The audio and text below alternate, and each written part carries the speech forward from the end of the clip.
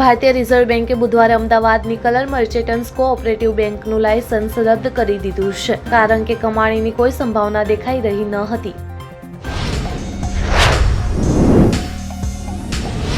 ગુજરાતની ખાનગી સ્કૂલોમાં પહેલા ધોરણમાં આરટીઈ હેઠળ વિનામૂલ્યે પ્રવેશ માટેની સરકારની ઓનલાઈન કેન્દ્રીય પ્રવેશ પ્રક્રિયા અંતર્ગત આવક મર્યાદા વધાર્યા બાદ ફોર્મ ભરવાની વધારેલી મુદ્દત પૂરી થઈ ગઈ છે.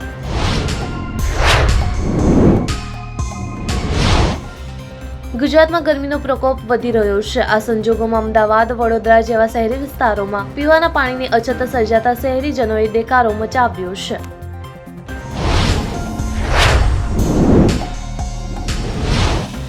સીબીઆઈ આમ આદમી પાર્ટીના વરિષ્ઠ નેતા દુર્ગેશ પાઠકના ઘરે દરોડા પાડી રહી છે. સીબીઆઈએ દુર્ગેશ પાઠક વિરુદ્ધ ફોરેન એક્સચેન્જ રેગ્યુલેશન ઉલ્લંઘનનો કેસ નોંધ્યો છે.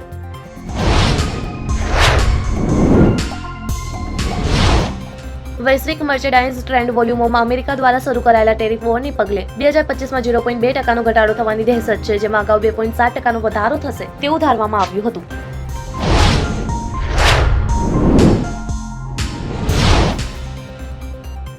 ઉત્તર પ્રદેશના મેરઠની એક ચોંકાવનારી ઘટના પ્રકાશમાં આવી છે. લગ્ન પહેલા તૈયાર થવા માટે ગયેલી દુલ્હન તેના પ્રેમી સાથે ભાગી ગઈ છે.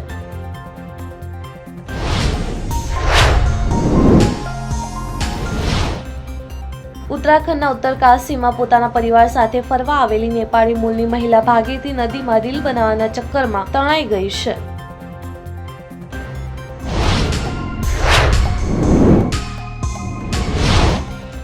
તેલંગાણાના કાચાગોચીબોલી વિસ્તારમાં વૃક્ષો કાપવાનો મામલો હવે સુપ્રીમ કોર્ટમાં પહોંચ્યો છે. આ મામલાની સુનાવણી સુપ્રીમ કોર્ટમાં થઈ હતી. સુનાવણી દરમિયાન કોર્ટે તેલંગાણા સરકાર પર પ્રશ્નો ઉઠાવ્યા છે.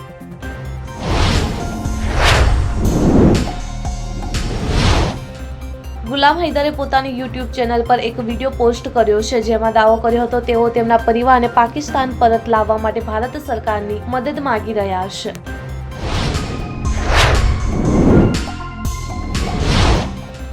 દિગ્ગજ વૈશ્વિક સ્તરના રોકાણકાર રાજીવ જૈનના નેતૃત્વ હેઠળની જીક્યુજીએ જ નહીં પરંતુ દેશના સૌથી મોટી વીમા કંપની LICએ પણ અદાણી જૂથની 3 કંપનીઓમાં પોતાની હિસ્સેદારીમાં વધારો કર્યો છે.